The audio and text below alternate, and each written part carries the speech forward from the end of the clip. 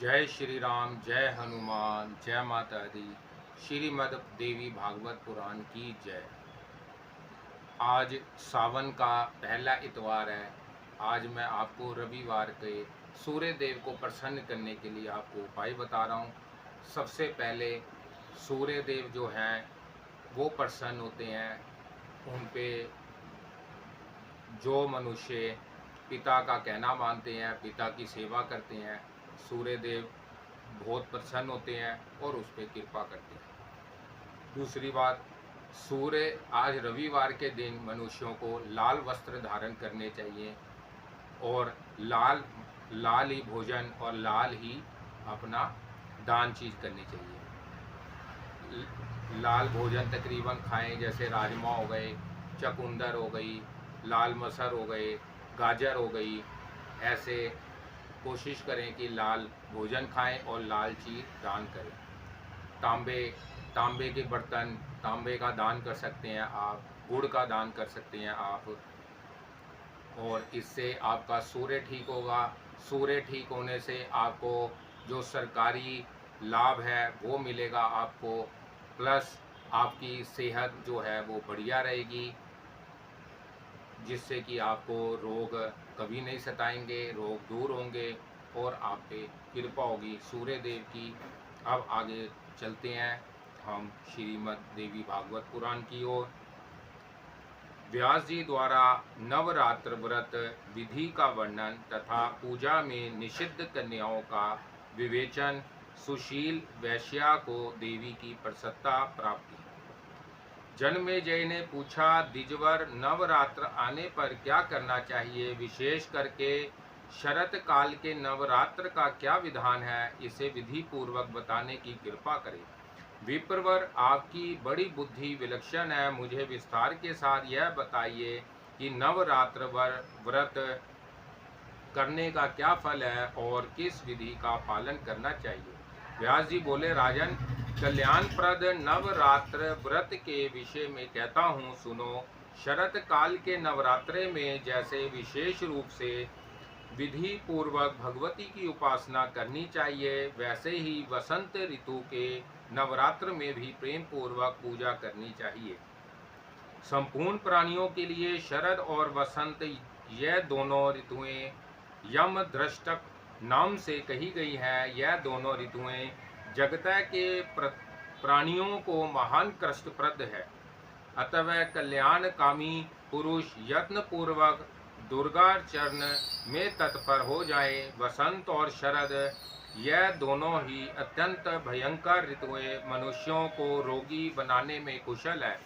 इनके प्रभाव से बहुत से प्राणी प्राणों से हाथ धो बैठते हैं। अतः इन ऋतुओं के आने पर पंडित जन को चाहिए कि भगवती चंडी की आराधना में संलग्न हो जाए। राजन, चैत्र और अश्विनी के पवित्र महीनों में भक्ति पूर्वक यह पूजा होनी चाहिए। अमावस्या के दिन ही उत्तम सामग्री एकत्रित कर लेनी चाहिए।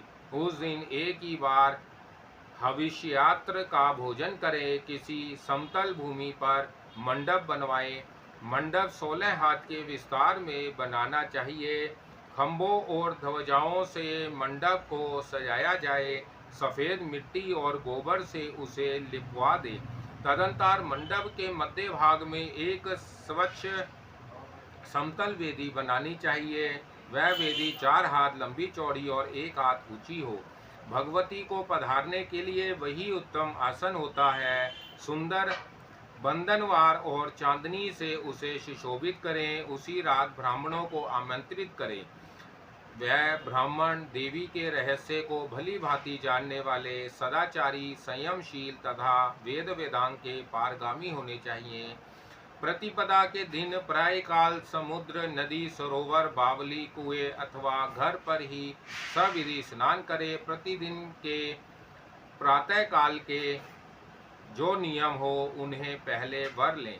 इसके पश्चात ब्राह्मणों का वरण करें। पाद, अर्ध और आचमनीय से ब्राह्मणों की पूजा होनी चाहिए। अपनी शक्ति के अनुसार वरण में वस्त्र और भूषण आदि अर्पण करें। घर में संपत्ति हो तो कृपणता करना अनुचित है। संतुष्ट ब्राह्मणों द्वारा ही सम्यक प्रकार से कार्य परिपूर्ण हो सकता है। वेदी का पाठ करने के लिए ब्राह्मणों के विषय में कहा गया है 9, 5, 3 अथवा एक ही ब्राह्मण का वर्ण करें, किंतु वह ब्राह्मण शांति पूर्वक पारायण करने वाला हो।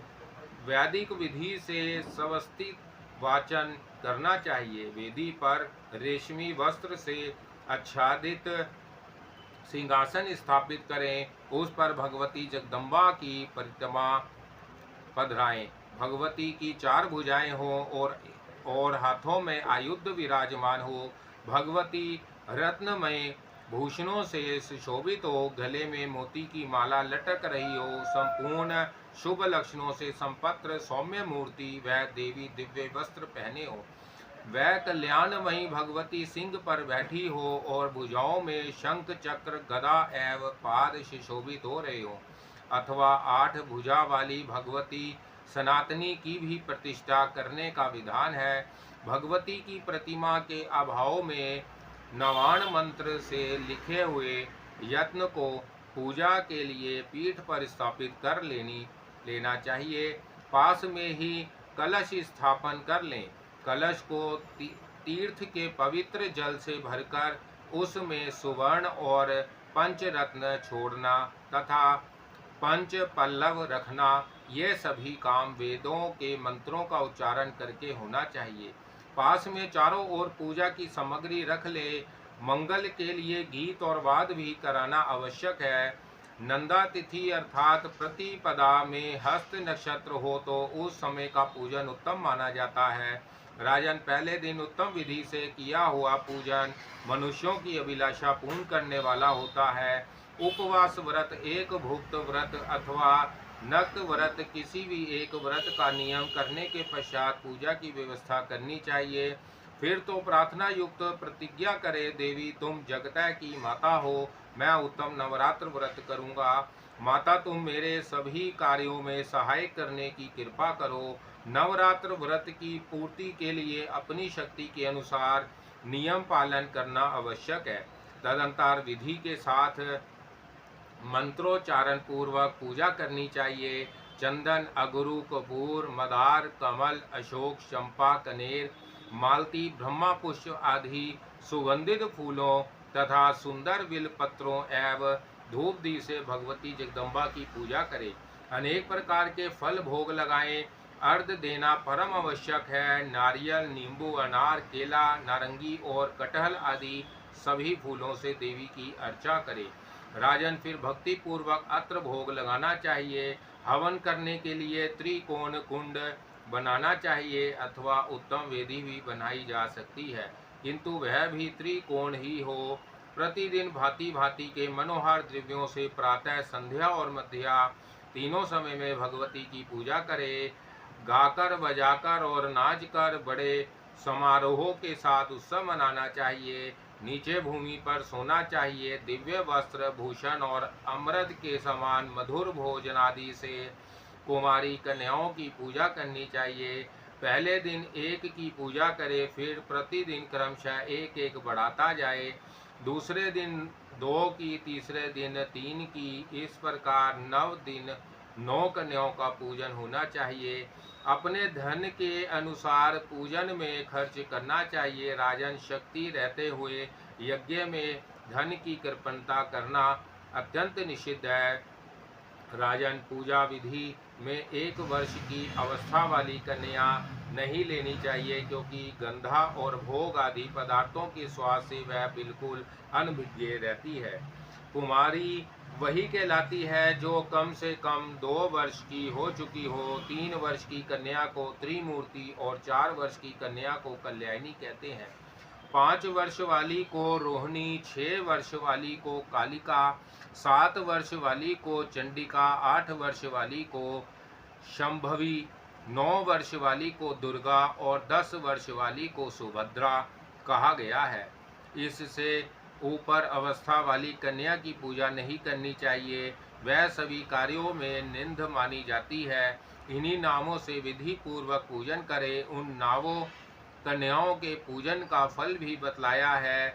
दुख और दरिद्र के शमन के लिए कुमारी की पूजा करनी चाहिए। इस पूजन से शत्रु का शमन और धन, आयु एवं बल की वृद्धि होती है। भगवती त्रिमूर्ति की पूजा से त्रिवर्ग अर्थात धर्म, अर्थ और काम की सिद्धि मिलती है। साथ ही धन धान्य का आगमन एवं पुत्र पौत्रों का संवर्धन भी होता है। जिस राजा को विधा विजय, राज्य एवं सुख पाने की अभिलाषा हो, वह संपूर्ण कामना पूर्ण करने वाली भगवती कल्याणी की निरंतर पूजा करे। शत्रु का शमन करने के लिए भगवती कालिका की भक्ति पूर्वक आराधना करनी चाहिए। भगवती चंडिका की पूजा से ऐश्वर्य एवं धन की पूर्ति होती है। राजन, किसी को मोहित करने, दुख दारिद्र्य को हटाने तथा संग्राम में विजय पाने के लिए भगवती शांभवी की सदा पूजा करनी चाहिए। किसी कठिन कार्य को सिद्ध करते समय अथवा यदि दुष्ट शत्रु का संहार करना हो तो भगवती दुर्गा की पूजा करनी चाहिए। इनकी भक्ति पूर्वक पूजा करने से पारलौकिक सुख भी सुलभ होता है। मनोरथ की सफलता के लिए भगवती सुभद्रा की सदा उपासना होनी चाहिए। मानव रोग नाश के लिए रोहिणी की निरंतर पूजा करे। भक्ति भाव से संपन्न होकर श्री रस्तु या श्री युक्त मंत्र अथवा बीज मंत्र से पूजा करने का विधान है। मनता अर्थार्थ इस प्रकार है, जो स्कंद के तत्वों एवं ब्रह्मादि देवताओं की भी लीला पूर्वक रचना करती है, उन कुमारी देवी की मैं पूजा करता हूँ। जो सत्व आदि तीनों गुणों से तीन रूप धारण करती है, जिनके अनेकों रूप हैं तथा जो तीनों कालों में व्यापक है, उन भगवती मूर्ति की मैं पूजा करता हूँ। निरंतर सुपूजित होने पर भक्तों का कल्याण करना जिनका स्वभाव ही है, उन संपूर्ण मनोरथों को पूर्ण करने वाली भगवती कल्याणी की मैं पूजा करता हूँ। जो संपूर्ण प्राणियों के संचित बीजों का रोपण करती है, उन भगवती रोहिणी की मैं उपासना करता हूँ। कल्प के अंत में चराचर सहित अखिल ब्राह्मण को जो अपने में विलीन कर लेती है, उन भगवती कालिका की मैं पूजा करता हूँ। जिनका रूप अत्यंत प्रकाशमान है, जो चंड एवं मुंड का संहार करने वाली है तथा जिनकी कृपा से घोर पाप तत्काल नष्ट हो जाता है, उन भगवती चंडिका की मैं पूजा करता हूँ। वेद जिनके स्वरूप हैं, वह ही वेद जिनके प्रकाट्य के विषय में कारण का अभाव बतलाते हैं तथा सबको सुख बनाना जिनका स्वाभाविक गुण है, उन भगवती शांभवी की मैं पूजा करता हूँ। जो भक्तों को सदा संकट से बचाती है, दुख दूर करने से जिनका मनोरंजन होता है तथा देवता लोग भी जिन्हें जानने में समर्थ है, उन भगवती दुर्गा की मैं पूजा करता हूँ। जो सुपूजित होने पर भक्तों का कल्याण करने में सदा संलग्न रहती है, उन अशुभ विनाशिनी भगवती सुभद्रा की मैं पूजा करता हूँ। पंडित जन इन्हीं मंत्रों से कन्याओं की पूजा करें। वस्त्र, भूषण, माला और चंदन आदि श्रेष्ठ वस्तुओं से पूजा करना चाहिए। व्यास जी कहते हैं, जिसके शरीर में किसी अंग की कमी हो, जिसके अंग में कहीं छिद्र हो तथा जो दुर्गंध युक्त नीच कुल में उत्पन्न हुई हो, ऐसी कन्या को पूजा में नहीं लेना चाहिए। जन्म में अंधी, तिरछी नजर से ताकने वाली, कानी, कुरूपा, बहुत रोम वाली, रोगिणी तथा रज सवला कन्या का पूजा में परित्याग कर दें। जो अत्यंत दुर्बल हो, जिसकी 1 वर्ष के भीतर उत्पत्ति हुई हो, विधवा स्त्री से जिसका जन्म हुआ हो तथा विवाह से पहले ही माता जिसे जन्म दे चुकी हो, ऐसी कन्याएं संपूर्ण पूजाओं में त्याज्य है। किसी प्रकार के रोग से रहित, श्रेष्ठ रूप वाली, सुंदरी, छिद्र रहित तथा अपनी माता या पिता से उत्पन्न कन्या का ही सम्यक प्रकार से पूजन करना चाहिए। सभी कार्य की सिद्धि के लिए ब्राह्मण की कन्या, युद्ध में विजय पाने के लिए क्षत्रियों की कन्या तथा व्यापार में लाभ के लिए वैश्या अथवा शूद्र की कन्या का पूजन करना चाहिए। ऐसी मान्यता है। ब्राह्मण और क्षत्रिय ब्राह्मण की कन्या की पूजा करें। वैश्या के लिए ब्राह्मण, क्षत्रिय और वैश्या इन तीनों वर्णों की कन्या की पूजा करने का विधान है। शूद्र के लिए चारों वर्णों की कन्याएं पूजनीय है। शिल्प कर्म करने वाले मनुष्य यथा योग्य अपने वंश की कन्याओं का पूजन करें। नवरात्रि विधि से भक्ति पूर्वक निरंतर पूजा होनी चाहिए। यदि नवरात्र में प्रतिदिन पूजा करने की के लिए असमर्थ हो तो अष्टमी के दिन विशेष रूप से पूजन करना परम आवश्यक है। प्राचीन समय की बात है, दक्ष के यज्ञ को विध्वंस करने वाली भगवती भद्रकाली का अवतार अष्टमी को हुआ था। उनकी आकृति बड़ी भयंकर थी। उनके साथ करोड़ों योगिनियाँ थी। अतः भांति भांति के उपहारों, गंध एवं मालाओं द्वारा अष्टमी को विशेष विधान के साथ भगवती की निरंतर पूजा करनी चाहिए। उस दिन हविष्य, हवन, ब्राह्मण भोजन तथा फल पुष्प का उपहार दान आदि कार्यों में से भगवती जगदम्बा को प्रसन्न करे। राजन, यदि पूरे नवरात्र में उपवास व्रत ना कर सकता हो तो 3 दिन उपवास करने पर भी मनुष्य यथोक्त फल का अधिकारी हो जाता है। ऐसा कथन है। सप्तमी, अष्टमी और नवमी, इन 3 रातों में उपवास करके देवी की पूजन करने से सभी फल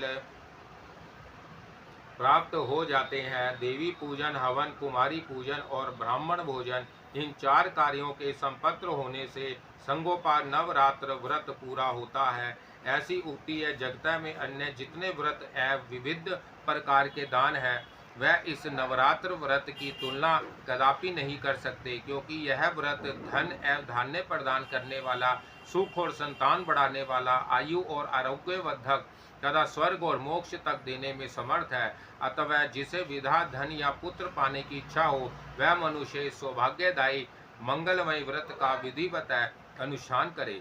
विधा की अभिलाषा रखने वाले पुरुष को इस व्रत के प्रभाव से संपूर्ण विधाएं सुलभ हो जाती हैं। जिसका राज्य छीन गया हो, ऐसे नरेश को पुनः गद्दी पर बैठने की क्षमता इस व्रत में है। यह सर्वथा सत्य है। जिन्होंने पूर्व जन्म में इस उत्तम नवरात्र का पालन नहीं किया, वह ही दूसरे जन्म में रोगी, दरिद्र और संतानहीन होते हैं। जो स्त्री वंध्या, विधवा अथवा धनहीन है, उसके विषय में ऐसा अनुमान कर लेना चाहिए कि अवश्य ही इसने पूर्व जन्म में नवरात्र व्रत नहीं किया है। जिसने जगता में आकर उक्त नवरात्र व्रत का पालन नहीं किया, वह कैसे धनी हो सकता है तथा कैसे उसे स्वर्ग में जाकर आनंद भोगने की सुविधा मिल सकती है। जिसने कोमल विल पत्रों में रक्त चंदन लगाकर उनसे भवानी की पूजा की है, वही पृथ्वी पर राजा होता है। भगवती कल्याण स्वरूपनी है। इनका कभी जन्म मरण नहीं होता। दुख दूर करने में यह सदा तत्पर रहती है। सिद्धि प्रदान करने वाली यह देवी जगत में सबसे श्रेष्ठ है। जिस मनुष्य ने इनकी उपासना नहीं की, वह निश्चय ही इस जगत में दुखी, शत्रुग्रस्त एवं दरिद्र होता है। ब्राह्मण, विष्णु, शंकर, सूर्य, अग्नि, वरुण, कुबेर एवं इंद्र प्रभृति देवता बड़े हर्ष के साथ जिनका ध्यान करते हैं, उन्हीं भगवती चंडिका को मानव क्यों नहीं भजते। मनु ने कहा है कि इनके स्वाहा और सवधा, इन नामों का उच्चारण करने से देवता और पितर तृप्त हो जाते हैं। इसी से श्रेष्ठ मुनिगण संपूर्ण यज्ञों में हर्षपूर्वक मंत्रों के साथ इसका प्रयोग करते हैं। जिनकी इच्छा से ब्रह्मा इस जगत की सृष्टि करते हैं, विष्णु अनेक अवतार धारण करके पालन करते हैं तथा शंकर संहार करने में तत्पर होते हैं, उन कल्याण दायिनी भगवती को मानव क्यों नहीं भजता। नर, नाग, पक्षी, पिशाच, राक्षस और देवता, इनमें कोई एक भी ऐसा नहीं है जिसमें भगवती की शक्ति ना हो और वह हिल डुल तक सके। घर घर की यही स्थिति है। मंगलमयी भगवती चंडिका का संपूर्ण कामनाएं सिद्ध कर देती है। धर्म, अर्थ, काम और मोक्ष, इन चारों फलों की अभिलाषा करने वाला कौन ऐसा पुरुष है जो इन भगवती की उपासना ना करे अथवा उनके व्रत से वंचित रह जाए। महान से महान पापी भी यदि नवरात्र व्रत कर ले तो संपूर्ण पापों से उसका उद्धार हो जाता है। प्राचीन समय की बात है। एक निर्धन वेश्या था। वह महान दुखी था। राजन, कौशल देश के किसी सज्जन ने उसका विवाह भी कर दिया था। उसके बहुत से बाल बच्चे हो गए थे, पर उनकी सुधा कभी शांत नहीं होती थी। उसके लड़के स्वयं काल में किसी प्रकार कुछ भोजन पाते थे। वैश्या भी कुछ खा लेता था। भूख रहते हुए वह सर्वदा दूसरे के कार्य में तत्पर रहता था। जो बड़ी कठिनता से कुटुंब का भरण पोषण चलाता था। उस वैश्या के मन में अपार चिंता रहती थी, परंतु वह सदा धर्म में तत्पर रहता था। उसकी इंद्रियां शांत थी, वह बड़ा सदाचारी था, कभी झूठ नहीं बोलता था, उसके मन में क्रोध नहीं आने पाता था, वह सदा धैर्य से काम लेता, मन में अहंकार और डर नहीं आने देता था। देवताओं, पितरों और अतिथियों की पूजा करने के पश्चात अपने आश्रित जनों को खिलाकर तब स्वयं कुछ भोजन करता था। यह उस वैश्या के प्रतिदिन का नियम था। यूं उसका समय व्यतीत हो रहा था। उत्तम गुणों के कारण उसका नाम भी सुशील रख दिया गया था। दारिद्र्य से अत्यंत घबराकर उस भूखे वैश्या ने एक शांत स्वभाव मुनि से पूछा। सुशील ने कहा, ब्राह्मण देवता, तुम्हारी बुद्धि बड़ी विलक्षण है। आज मुझ पर कृपा करके यह बताओ कि मेरी दरिद्रता निश्चय पूर्वक कैसे दूर हो सकती है। मानद, मुझे धन की इच्छा नहीं है, मैं खूब संपन्न हो जाऊं, यह नहीं चाहता। द्विजवर, तुमसे पूछने का मेरा इतना ही अभिप्राय है कि कुटुंब का भरण पोषण करने की शक्ति मुझ में आ जाए।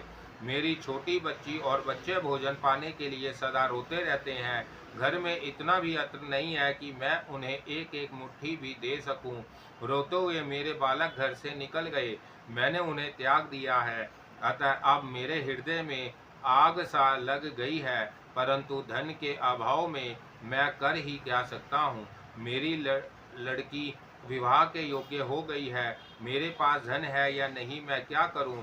द्विजवर, इसी से मेरा मन चिंता के समुद्र में गोते खा रहा है। दयानिधे, तुमसे कोई बात छिपी नहीं है। विप्र, अब तुम तप, दान, व्रत, मंत्र एवं जप, कोई भी ऐसा उपाय बताओ जिससे मैं अपने आश्रित जनों का भरण पोषण सुचारू रूप से कर सकूं। बस मुझे इतना ही धन चाहिए, अधिक धन के लिए मैं प्रार्थना नहीं करता। महाभाग, तुम्हारी कृपा से अब मेरा परिवार सुखी हो जाए। एतर्थ सोच समझ कर कोई उपाय बताओ। व्यास जी कहते हैं, राजेंद्र, इस प्रकार सुशील वैश्या के पूछने पर उत्तम व्रत का पालन करने वाले उस ब्राह्मण को बड़ी प्रसन्नता हुई। उसने वैश्या से कहा, वैश्यावर, तुम अब श्रेष्ठ नवरात्र व्रत करो। इसमें भगवती जगदम्बा की पूजा, हवन और ब्राह्मण भोजन कराना होगा। वेद का पारायण, भगवती के मंत्र का जप और होमादि सभी कार्य होते हैं, किंतु इस समय तुम अपनी शक्ति के अनुसार करो, तुम्हारा कार्य अवश्य सिद्ध होगा। वैश्य जगता में इससे बढ़कर दूसरा कोई व्रत नहीं है। इस परम पावन सुखदायी व्रत को नवरात्र व्रत कहते हैं। इस व्रत के सर्वदा पालन करने से ज्ञान और मोक्ष तक सुलभ हो जाता है। सुख और संताप की वृद्धि होती है, तथा शत्रु के पैर नहीं टिक सकते। भगवान राम राज्य से च्युत हो गए थे, उन्हें सीता का वियोग हो गया था। उस समय किष्किंधा में उन्होंने यह व्रत किया था। उस अवसर पर सीता के विरह से भगवान राम अत्यंत संताप्त हो उठे थे। उन्होंने नवरात्र व्रत करके भगवती जगदम्बा की विधिवत उपासना की। तब उन्हें जनक नंदिनी सीता प्राप्त हुई। उन्होंने विशाल समुद्र पर पुल बांधा। महाबली रावण और कुंभकर्ण मारे गए।